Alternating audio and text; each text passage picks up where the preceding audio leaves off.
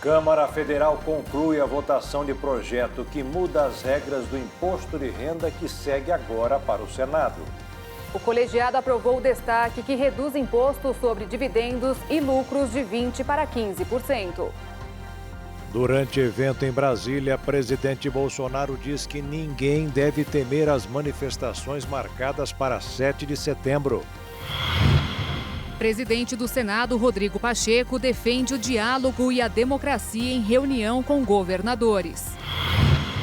Brasil acelera a campanha de vacinação anti-Covid e chega perto da marca de 200 milhões de doses aplicadas. Variante do coronavírus detectada na Colômbia foi a causa da onda mais mortal da pandemia no país, dizem autoridades.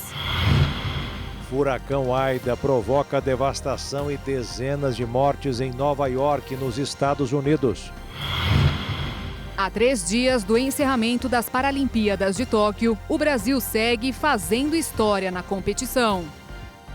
Agora no Jornal das 22.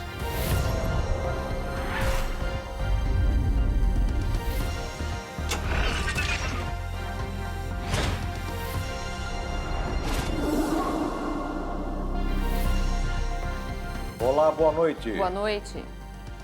A passagem da tempestade Aida pelos estados de Nova York e Nova Jersey, nos Estados Unidos, deixou ao menos 40 pessoas mortas, entre elas um menino de apenas 2 anos. Os governadores locais decretaram estado de emergência. A cidade de Nova York foi uma das mais atingidas. O prefeito Bill de Blasio declarou estado de emergência na noite desta quarta-feira, dizendo que a metrópole estava enfrentando um evento climático histórico.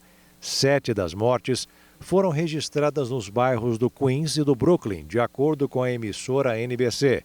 Praticamente todas as linhas do sistema de metrô nova-iorquino precisaram ser paralisadas devido à inundação dos trilhos. Muitas pessoas ficaram presas nas composições sem saber como voltariam para casa. Enquanto a água invadia as estações, equipes de resgate retiravam os passageiros dos trens. A governadora de Nova York, Kathy Hochul, disse que as enchentes superaram as expectativas. Podemos tomar todas as precauções com antecedência. Implantamos nossos recursos para nos anteciparmos, mas a Mãe Natureza fará o que quiser. E ela está realmente com raiva esta noite, disse Hochul. Ela disse também que temos que estar preparados para a limpeza. Kathy Hochul falou que vai visitar os locais para certificar de que tudo está indo bem, mas agora estamos em uma situação muito terrível. O Central Park de Nova York e Newark, em Nova Jersey, registraram níveis recordes de precipitação diária na quarta-feira. Um relatório do Serviço Meteorológico Nacional estimou a precipitação no Central Park em 181 milímetros, quebrando o antigo recorde de 97 milímetros estabelecido em 1927. A maior cidade de Nova Jersey recebeu 213 milímetros de chuva, quebrando o antigo recorde de 56 milímetros estabelecido em 1959. Parte do aeroporto de Newark também ficou alagada. Muitas cidades da área norte do estado relataram inundações massivas que danificaram casas e empresas e forçaram motoristas a abandonar seus carros. No sul de Jersey, um tornado atingiu Malika Hill, que fica a cerca de 40 quilômetros da Filadélfia. Em 2 vídeos publicados nas redes sociais, é possível ver destroços girando com os ventos. Na Pensilvânia, a tempestade prendeu um ônibus escolar na enchente em Schaller Township. O distrito escolar e a empresa de bombeiros voluntários locais confirmaram que 41 passageiros foram resgatados do coletivo. Vídeos mostram uma equipe de pelo menos 4 pessoas navegando quase até a cintura para ajudar os passageiros a subirem em um pequeno barco. O governador Tom Wolf aconselhou os residentes a ficarem em casa na quarta-feira e levarem a tempestade a sério. O Instituto Nacional de Pesquisas Espaciais registrou mais de 28 mil focos de incêndio na Amazônia brasileira no último mês.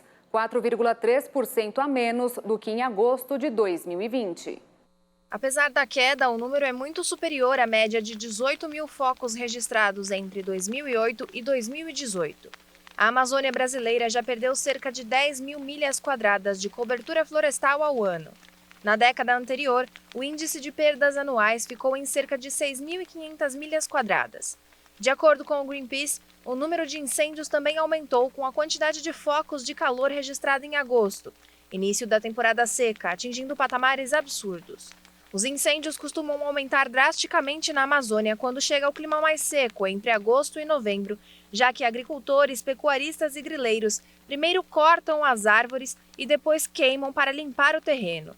Cientistas dizem que os incêndios florestais que ocorrem naturalmente são praticamente inexistentes na Amazônia, devido à grande quantidade de chuva que o bioma recebe.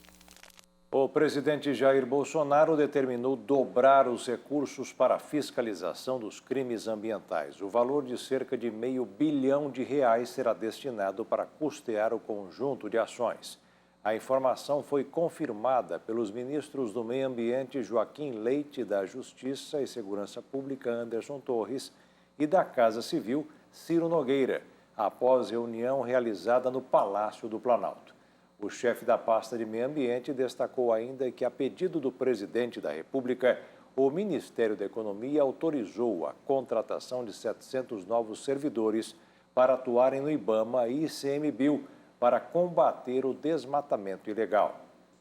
Bolsonaro sancionou o projeto que revoga a Lei de Segurança. Artigos que tratavam do direito de manifestação e da punição para comunicação enganosa em massa ficaram de fora. A Lei de Segurança Nacional foi editada em 1983, ainda no período da ditadura militar do Brasil, e tipificava crimes como o de insurreição, ameaça ou alteração de ordem democrática. O presidente Bolsonaro vetou alguns artigos da proposta de revogação, entre eles o que explicita o direito de manifestação. O texto original permitia o livre e pacífico exercício de manifestação de partidos políticos, de movimentos sociais, sindicatos e órgãos de classe. Para o presidente fica difícil caracterizar o que viria a ser manifestação pacífica, podendo gerar insegurança jurídica para os agentes públicos das forças de segurança. Bolsonaro também vetou o trecho que previa punição à comunicação enganosa em massa. O artigo estabelece uma diretriz sobre os crimes contra o funcionamento das instituições democráticas e vê como delito promover ou financiar, pessoalmente ou por via de terceiros, campanha ou iniciativa para disseminar fatos inverídicos capazes de comprometer o processo eleitoral. Bolsonaro justificou o veto a esse trecho com o argumento de que ele contraria o interesse público por não deixar claro quem seria punido, quem gerou a informação ou quem compartilhou. Além disso, poderia criar uma espécie de tribunal da verdade para definir o que pode ser entendido como inverídico. A justificativa diz ainda que o trecho vetado poderia afastar o eleitor do debate público. E o presidente Bolsonaro disse ainda hoje que o Brasil está em paz e que ninguém deve temer as manifestações marcadas para os desfiles do dia 7 de setembro. A declaração foi feita durante o lançamento do programa para alavancar o transporte ferroviário do Brasil. Nos últimos 3 anos, o governo já garantiu 31 bilhões de reais em investimentos privados no setor ferroviário brasileiro. Com o novo programa, quer acelerar as obras para que em 2030, 40% do transporte de todo o país seja feito através dos trilhos. O atual governo já retomou as obras da Transnordestina, iniciou a Ferrovia de Integração Centro-Oeste e já realizou a primeira concessão da FIOL, que vai ligar o Oeste ao Leste do Brasil. Durante esta cerimônia, foram assinados os contratos para a concessão de mais de 3.300 quilômetros de 10 trechos ferroviários em 9 estados brasileiros. E depois de elogiar as obras, o presidente Jair Bolsonaro disse que ninguém deve temer as manifestações marcadas para o próximo dia 7 de setembro. O Brasil está em paz, no meu entender. Está faltando uma outra autoridade ter a humildade de reconhecer que extrapolou e trazer a paz no Brasil. Ninguém precisa temer o 7 de setembro. Eu já falei que, se Deus quiser, estarei aqui na esplanada, usarei da palavra, como logo depois, como tenho um compromisso em São Paulo dia 8, pretendo ocupar um carro de som na Paulista, que deve ter umas 2 milhões de pessoas. Pelo que tudo indica, vai ser um recorde de pessoas. O que as pessoas estão fazendo lá? O que eles estão pedindo? O que estão clamando? Governadores se reuniram hoje com o presidente do Senado, Rodrigo Pacheco, para discutir os caminhos para conter a pandemia e pautas legislativas de interesse dos estados. Atendendo o pedido do Fórum dos Governadores, o presidente do Senado, Rodrigo Pacheco, recebeu 6 chefes do Executivo para discutir assuntos de interesse nacional e pautas em tramitação no Legislativo, como a reforma tributária e a PEC dos precatórios. Falaram ainda sobre caminhos para conseguir reduzir o valor de itens básicos e aumentar o poder de compra do cidadão brasileiro. Que há uma intenção enorme dos governadores, e essa intenção também do Senado, de encontrarmos soluções alternativas para conter esse aumento muito considerável de itens. Definimos até os itens: alimentos, energia e combustíveis. São itens realmente que sacrificam a população brasileira, que tem aumentado muito o preço e o valor desses itens e há uma perda considerável do poder de compra do brasileiro.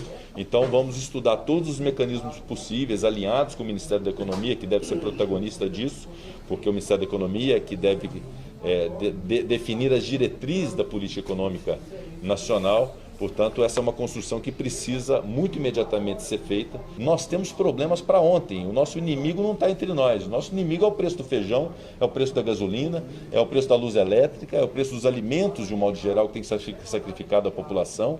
Nós precisamos discutir isso no Brasil. O presidente do Senado, Rodrigo Pacheco, e os governadores destacaram a necessidade de reforçar a campanha de vacinação para imunizar todos os brasileiros o mais brevemente possível. Os governadores alertaram que vários contratos de fornecimento de vacinas acabam este mês e informaram que vão elaborar um documento técnico ao Ministério da Saúde com sugestões que ajudem a acabar com a pandemia até o fim do ano. Os governadores revelam uma preocupação muito fundamentada na continuidade das políticas públicas de enfrentamento à pandemia, em especial no cronograma de vacinação e de disponibilização de vacinas a cargo do Ministério da Saúde e, obviamente, que a busca desse diálogo permanente com o Ministério da Saúde, com o Congresso Nacional, pelos governadores dos estados e do Distrito Federal, é fundamental para se garantir um enfrentamento bem-sucedido até o final do ano em relação à pandemia do coronavírus. Que nós temos uma preocupação muito importante no que diz respeito às questões sanitárias da Covid. Nós temos agora no mês de setembro vários contratos vencendo no que diz respeito à vacinação. Isso nos preocupa muito. Nós queremos evitar uma corrida de estados e municípios atrás de vacinas dentro desses contratos. Então vamos levar essa preocupação via Senado Federal ao ministro da Saúde para que a gente tenha a renovação dos contratos pelo PNI, para que a gente possa ter toda a população brasileira vacinada pelo menos até o final desse ano. Vamos elaborar uma nota técnica através dos conselhos, tanto dos estados como dos municípios, para apresentar ao Senado, para que possamos abrir um diálogo e um posicionamento com o Ministério da Saúde na defesa do Plano Nacional da Imunização, ou seja, que a gente não tenha um salve-se quem puder. Rodrigo Pacheco destacou a necessidade de manter o diálogo constante com os gestores estaduais. E o gestor do DF, Banês Rocha, disse que os governadores esperam agora uma agenda com o presidente da República e da Câmara dos Deputados, Arthur Lira. Esperamos agora para frente, assim como já pedimos também pauta com o presidente da Câmara, Arthur Lira, muitas coisas de interesse dos estados e muitas soluções correm na Câmara dos Deputados. Nós precisamos ter esse encontro com o presidente Arthur Lira, assim como pretendemos nos encontrar também com o presidente da República para mostrar esse espírito de unidade que existe dentro dos governadores de todo o Brasil. Rodrigo Pacheco falou também sobre as manifestações previstas para o 7 de setembro e afirmou que manifestações públicas fazem parte de um direito basilar democrático brasileiro. Manifestações é o que há de mais bonito na democracia, das pessoas poderem ter a liberdade de se manifestar. Isso é próprio da democracia. E é até um contrassenso alguém defender frustração da democracia ou retrocesso se manifestando, que a manifestação é própria dela, a democracia. Então isso tem que ser preservado, isso tem que ser garantido. E a seguir, os números da vacinação no Brasil e no mundo. E ainda, os perigos da variante do coronavírus detectada na Colômbia.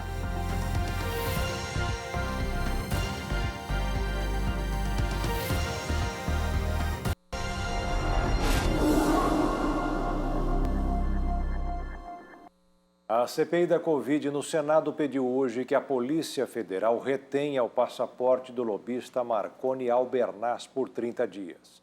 A CPI tinha se programado hoje para ouvir o depoimento de Marconi, mas ele não apareceu. O lobista apresentou um atestado médico que a CPI contesta. Diante da ausência, a CPI determinou que a Polícia Legislativa o conduza à comissão. A CPI quer questionar Marconi sobre a suposta atuação na negociação do contrato do Ministério da Saúde com a Precisa Medicamentos para aquisição da vacina Covaxin. O negócio acabou cancelado por suspeita de irregularidades.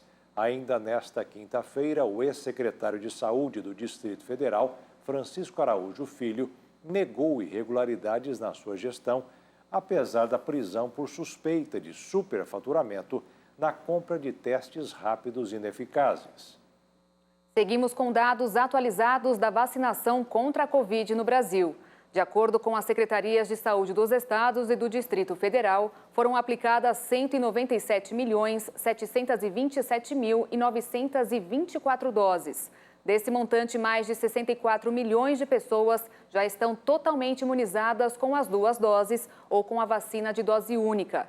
O ministro da Saúde, Marcelo Queiroga, negou hoje que tenha pedido demissão do cargo ao presidente Jair Bolsonaro. A declaração foi dada após sites divulgarem a notícia. O ministro disse, abre aspas, que não sabe a quem interessa essa indústria de boatos de fake news, somente para tentar desestabilizar o governo, inventando divisões do Ministério da Saúde. Fecha aspas. Cerca de 5 mil idosos de Serrana, no interior de São Paulo, vão receber a 3ª dose da vacina Coronavac. A imunização deve começar na segunda-feira. Os idosos com 60 anos ou mais da cidade de Serrana, no interior paulista, vão ser vacinados com a 3ª dose da Coronavac. A aplicação em massa dá prosseguimento ao Projeto S, estudo clínico conduzido pelo Instituto Butantan na cidade. O presidente do Butantan, Dimas Covas, disse que a vacinação com a dose adicional vai permitir o acompanhamento em relação à ameaça representada pela variante Delta, que já soma 757 casos confirmados no estado de São Paulo. Ele afirmou que Serrana representa um verdadeiro laboratório epidemiológico que agora avança para essa fase da vacinação. Como parte do Projeto S, a aplicação das 2 doses da Coronavac aconteceu entre março e abril deste ano na cidade paulista. Em junho, segundo o estudo, os casos sintomáticos da Covid tiveram redução de 85% em Serrana. As internações caíram 86% e as mortes 95%. Ainda de acordo com Dimas Covas, os benefícios não ficaram restritos somente à população vacinada, mas foram observados em toda a população do município, incluindo a proteção de crianças e adolescentes. Damos sequência com o ranking mundial de imunização. Já foram aplicadas mais de 5 bilhões e 300 milhões de unidades de vacinas contra a Covid, de acordo com a Universidade de Oxford. A China continua na liderança e registra 2 bilhões e 80 milhões de doses. A Índia, em segundo lugar, aplicou mais de 661 milhões e meio. Na sequência, os Estados Unidos superam os 371 milhões de doses. Em quarto lugar está o Brasil, que se aproxima dos 198 milhões de vacinas aplicadas. E fechando o ranking dos 5 mais está o Japão, que ultrapassa a marca de 132 milhões de aplicações até o momento. E um novo estudo publicado pela revista britânica The Lancet revelou que imunizados têm 50% menos chances de desenvolverem Covid longa do que aqueles que não se vacinaram. O estudo, que avaliou 1.200.000 pessoas, também apontou mais evidências da proteção das vacinas de 2 doses da Pfizer, Moderna e AstraZeneca contra quadros graves e sintomáticos. A nova variante do coronavírus, detectada pela primeira vez na Colômbia e nomeada de Mu, foi a causa da onda mais mortal da pandemia no país, de acordo com as autoridades de saúde. A diretora do Instituto Nacional de Saúde, Marcela Mercado, afirmou que a variante é predominante na Colômbia e manteve o terceiro pico. Em torno de 60% das mortes sequenciadas são dessa linhagem. Entre abril e junho deste ano, os casos e mortes alcançaram números recordes e levaram o sistema hospitalar colombiano à beira do colapso. A variante B.1.621, segundo a nomenclatura científica, foi classificada como variante de interesse pela Organização Mundial da Saúde e surgiu pela primeira vez na costa atlântica colombiana em janeiro. Mu foi identificada em mais de 43 países. Segundo a OMS, a nova linhagem apresenta mutações que poderiam representar um risco de resistência às vacinas, embora ainda seja preciso realizar estudos complementares. Nas últimas 24 horas, o Brasil registrou 764 óbitos por Covid e quase 26.300 novos casos, de acordo com o Ministério da Saúde. Confira os números dos países mais afetados por contaminação da doença. O mundo passou dos 218.911.000 casos confirmados e ultrapassou a marca de 4.550.000 mortes. Os Estados Unidos, país com os maiores índices da pandemia, estão próximos dos 39.520.000 diagnósticos e um total de 643.457 óbitos. A Índia contabiliza quase 32.858.000 casos. O Brasil passou de 20.830.000 pessoas diagnosticadas e registra 581.914 vítimas fatais. O Reino Unido se aproxima dos 6.895.000 casos de Covid. E a França ultrapassou a Rússia e agora ocupa o 5º lugar de país mais afetado por contaminação, com pouco mais de 6.884.000 casos registrados. O maior esqueleto de um tricerátopo encontrado, com 66 milhões de anos, será leiloado em Paris e pode render até 1.200.000 euros, o equivalente a mais de 7 milhões de reais. O fóssil, apelidado de Big John, tem um crânio de 2,62 metros de comprimento e 2 metros de largura, enquanto seus 2 chifres maiores têm 1,1 metro de comprimento e mais de 30 centímetros de largura em sua base, capaz de suportar 16 toneladas de pressão. O dinossauro viveu em Laramídia, um continente insular que se estendia do atual Alasca ao México, e morreu em uma antiga planície de inundação atualmente conhecida como Formação Hell Creek, em Dakota do Sul. Os restos mortais da criatura foram preservados na lama. O esqueleto está mais de 60% completo e com 75% do crânio completo. No entanto, Big John carrega as feridas de uma vida difícil, com uma laceração no colarinho de uma altercação com um tricerátopo menor.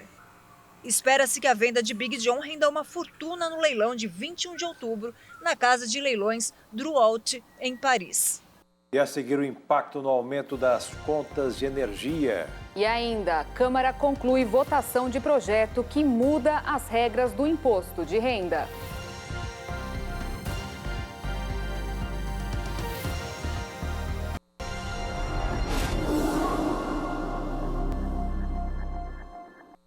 Os deputados aprovaram hoje os destaques do texto da reforma do imposto de renda. De Brasília, Jaqueline Fonseca tem as informações.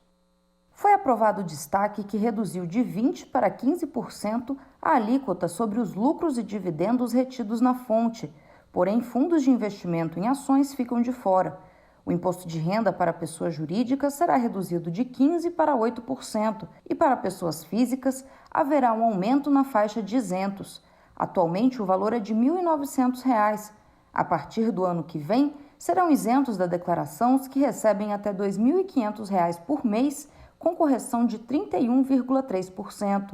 Os deputados também aprovaram a redução da contribuição social sobre o lucro líquido em 0,5 ponto percentual em 2 etapas, chegando a 1 ponto. Bancos passaram de 20% para 19% e demais instituições financeiras de 15% para 14%.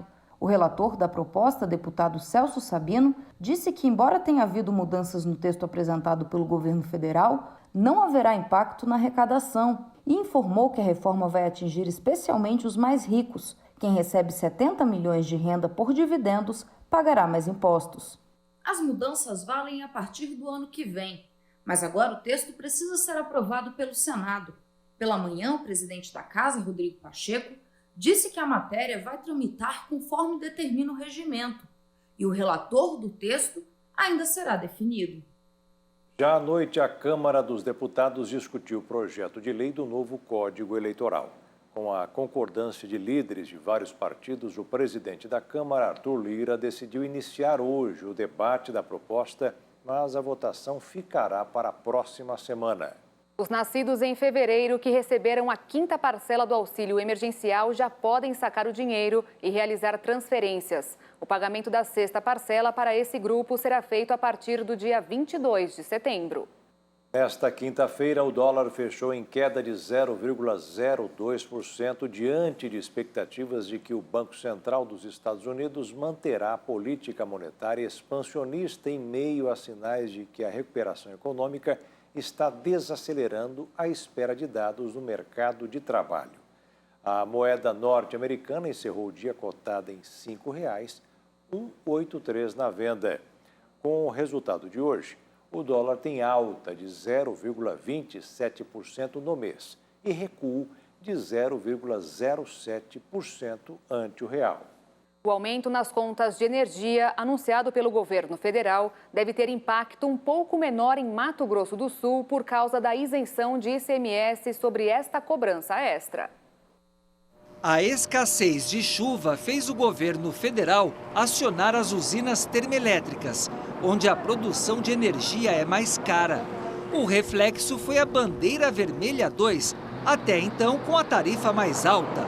Aí inventaram uma nova bandeira para aumentar ainda mais o preço. A tal bandeira de escassez hídrica, que vale a partir desta quarta-feira. Essa nova bandeira tem tarifa de R$ 14,20 por 100 kWh. Veja só o reflexo da nova bandeira na conta de luz. A maioria dos consumidores aqui no estado gasta por mês 200 kWh. Com a bandeira vermelha 2 e a recente redução de ICMS anunciada pelo governo estadual, o valor da conta para esta faixa de consumo ficaria em R$ 217. Agora, com a tal bandeira de escassez hídrica, a conta pula para R$ 228, aumento de 5,31%. O governo federal até criou um programa de incentivo de redução de consumo.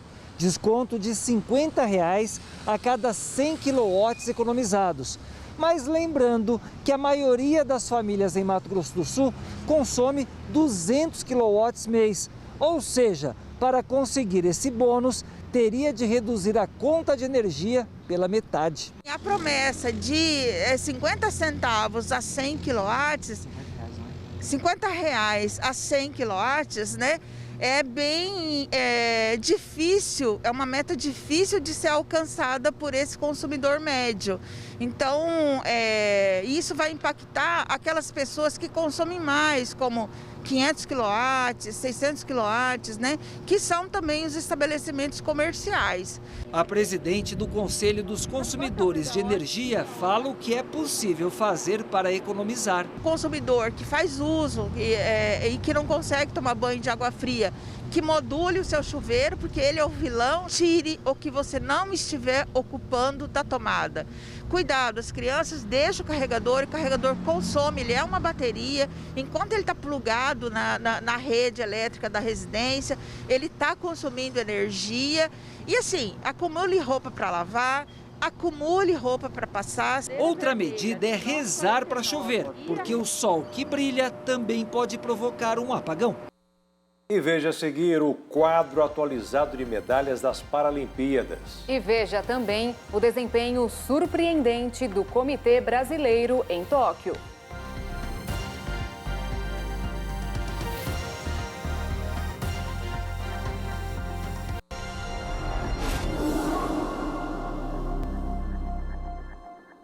Pelo menos 6 cidades do estado de São Paulo foram atacadas no intervalo de um ano pelo novo cangaço.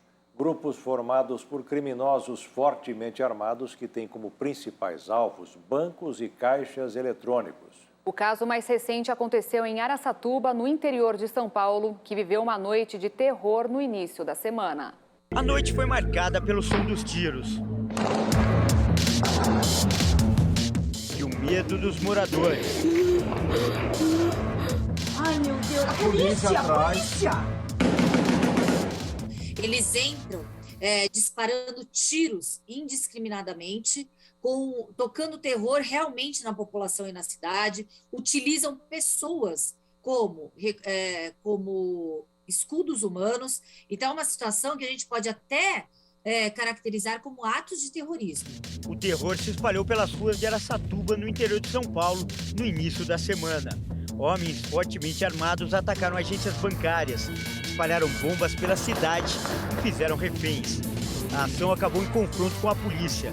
3 pessoas mortas e 4 feridas.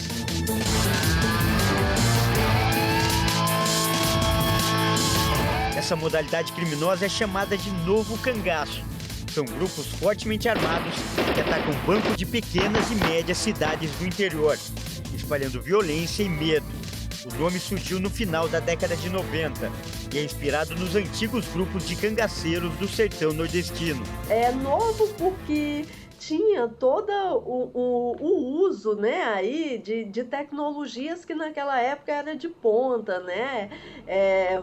Fuzis e metralhadoras importados, os rádios comunicadores,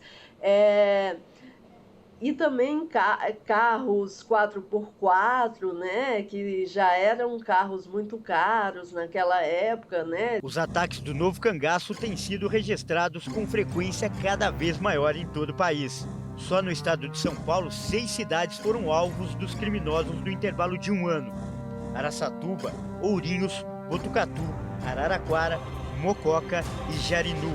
Outras 2 cidades fora de São Paulo também registraram casos semelhantes: Criciúma, em Santa Catarina, e Cametá, no Pará. E segundo os especialistas, essas ações são planejadas cuidadosamente pelos criminosos. Muitas vezes contam até com informações privilegiadas. A escolha dos municípios atende 2 critérios principais. O primeiro é ter uma grande quantidade de dinheiro armazenada. E o segundo, a pouca segurança, um número reduzido de policiais. Crimes como esse dificilmente devem acontecer em cidades grandes, como São Paulo e Rio de Janeiro. Mesmo assim, a doutora Raquel Galinatti, que é presidente do Sindicato dos Delegados de São Paulo, afirma que não se deve subestimar o crime organizado. Como policial, como delegada de polícia, eu não subestimo o crime nem o criminoso. Então, o criminoso, ele é covarde, ele busca uma vulnerabilidade. Se a vulnerabilidade, porventura, estiver nos grandes centros e nas grandes cidades, eles vão sim praticar o crime. As armas e explosivos usados nas ações chegam aos criminosos por meio do contrabando. E o dinheiro usado para a compra geralmente vem do tráfico de drogas. Para combater esse problema, os especialistas acreditam que é necessário um serviço de inteligência eficiente e a integração das forças de segurança estaduais e nacionais. É necessário que a polícia se antecipe, que a polícia tenha a inteligência ali estruturada para antecipar esses atos e também reprimir e prevenir antes mesmo que aqueles criminosos consigam dar o primeiro disparo, a polícia consiga prender. É possível? É. A polícia consegue, tem atribuição para fazer tal demanda? Tem. A polícia tem competência para tal? Tem. O que falta? Falta estrutura. Falta policiais, falta estrutura.